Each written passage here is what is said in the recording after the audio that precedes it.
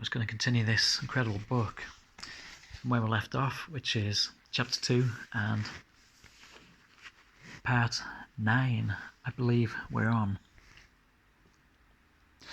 So we were talking about graduation.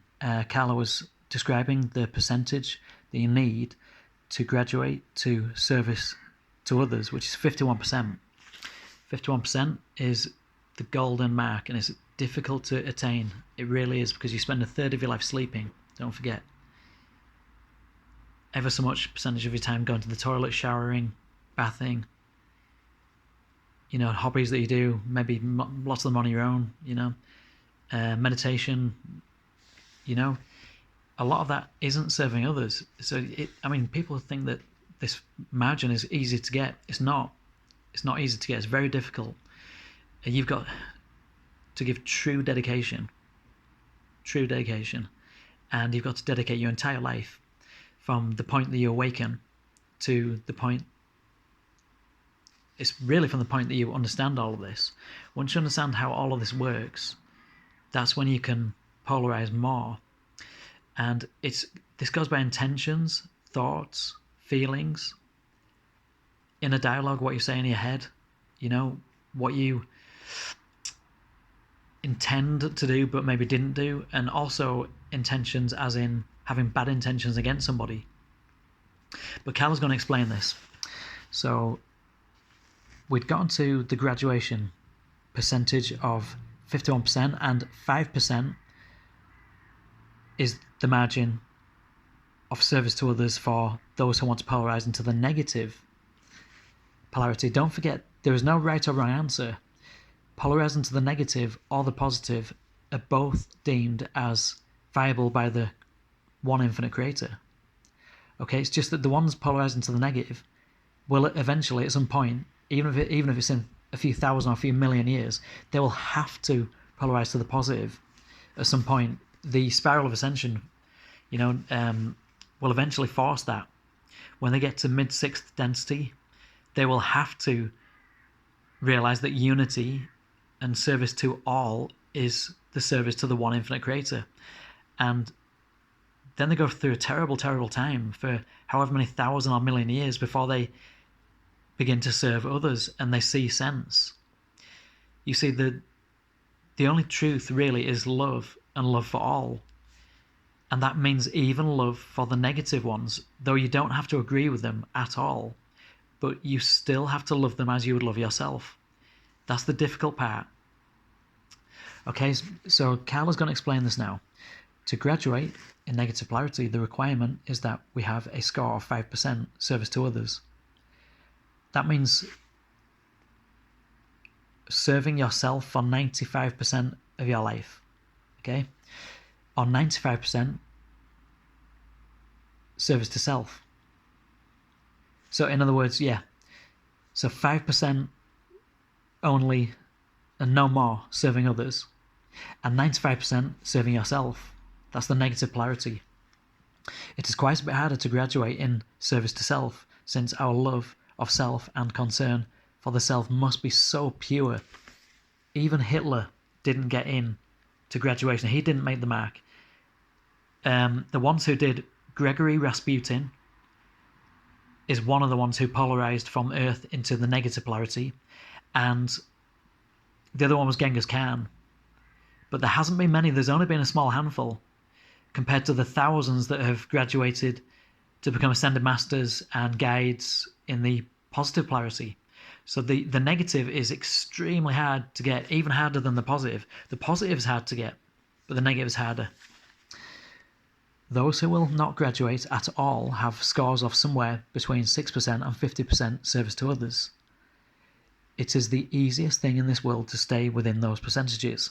To score 51% or higher, or to score 5% or less, takes an awareness of the game and the decision to play this game, which creates a rule of life or contract with yourself that will boost your score to over 51% or under 5% for service to self.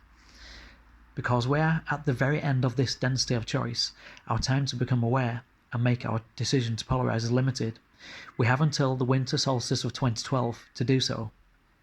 Of course, we know we've got longer than that. It is not only the Confederation that offers this date at the time of the dawn of the New Age, but also sources varied as classical Western astrology and the Mayan calendar.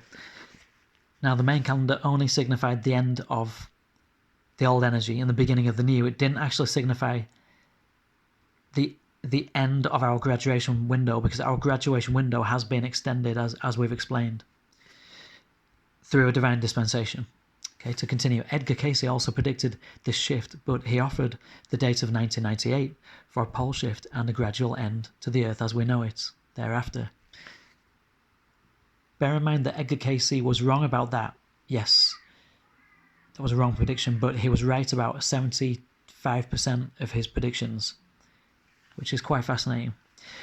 I take this date seriously. I do not believe our world will end in the twinkling of an eye at the winter solstice of 2012, as do many. I do believe that the conditions are gradually changing on planet Earth as the time of third density wanes and the energies of the next density interpenetrate our Earth world. For a time, the Confederation suggests perhaps hundreds of years, there will be souls living on Earth in third density type bodies. This is what I've been shown as well. However, these people will also have their fourth density bodies activated, so they can enjoy the fourth density energies that more and more will be a part of this environment on Earth. After 2012, those who live on Earth in third density will be focusing on the stewardship of the planet, working to repair the damage we have done here on Earth in the past 200 years or so. The time of the choice will be gone. Indeed, many of those living on Earth today are recent graduates of Earth's density of choice. They are pioneers of fourth density now, having chosen to come back and help their home planet heal as their first service to others action with the density of love. Psychologists and psychics alike have called these children such names as indigo children and crystal children more and more. These dual-activated persons will be the population of the Earth. I've been shown that many of these crystal children and indigo children have come from other planets in other parts of the galaxy who have ascended before us and have come to help the Earth. They heard the call, and came to help the Earth. Many of you reading this might even be one of these volunteers. Dolores Cannon calls them the 3 waves of volunteers. It was late 30s and up to 40s and early 50s, and even going into the 60s are the second wave. If you are 60, 70 or 80, then you're in the first wave. If you're an indigo a child or a crystal child, you will be probably about 20 or 30 now. This is a very rough kind of estimation. But yeah, Dolores Cannon sussed a lot of this out in her many books. There is a hymn from my childhood which catches the situation well. It opens with these words: "Once to every man and nation comes the moment to decide. In the strife of truth with falsehood for the good or evil slide. Some great cause, God's new Messiah, offering each the bloom of lights. And the choice goes by forever, twixt that darkness and light." Lowell's words are Christian in tone, which is unfortunate for the purpose of this report, but if you substitute unconditional love for God's new Messiah, one loses that Christian bias, and the message becomes crystal clear. To choose the truth, the good, the bloom, and the light seems an excellent decision.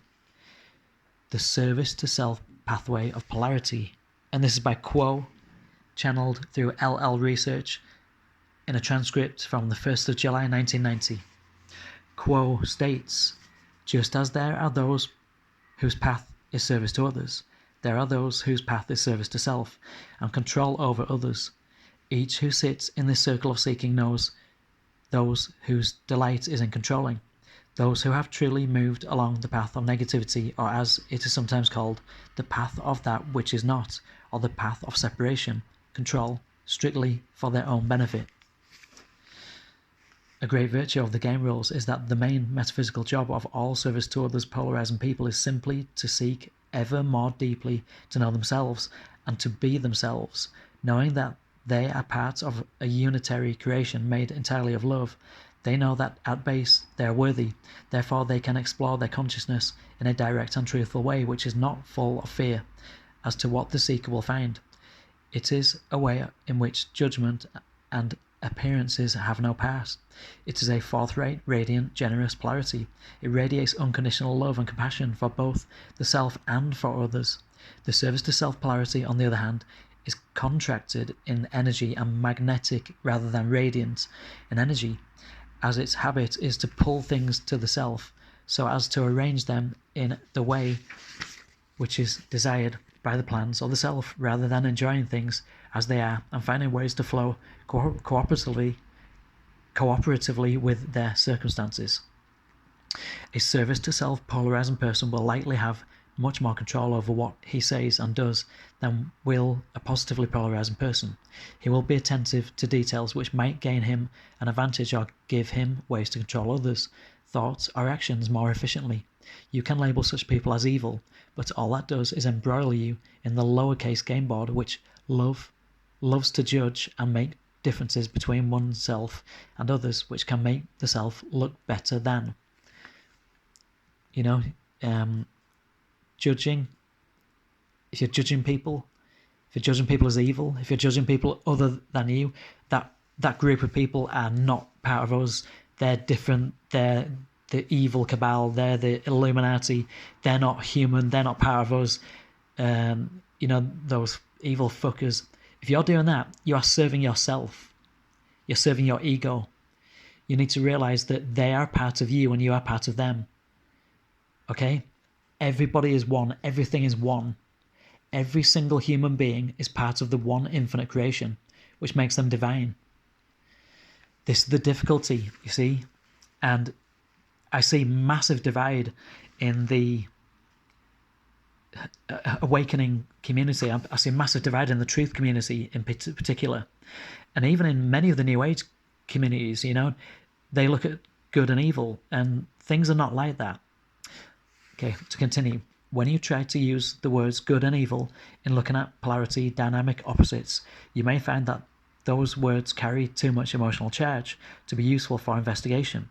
It is better for the purpose of thinking about these concepts to use the terms of positive and negative as with magnetic poles. Then there is no emotional judgment rendered while discussing these concepts. Jesus said, "Judge not, lest you be judged." Okay, there's something to this. And Jesus said, look at every other person as you. Treat every other person as you would like to be treated. Would you like to be called evil? And would you like to be called sadistic? No, you wouldn't. So don't do that to others, even if you think they're negative. Okay, it's a difficult one. To continue, I am not suggesting that you need to embrace what you consider evil in the pursuit of unbiased thinking. I'm only suggesting that in thinking about polarity, it helps to use the neutral terms of positive and negative, rather than good or evil, or right or wrong. These two sets of dynamics, good and evil, right and wrong, are relative terms. Different things are good, proper, or right to different people and groups of people.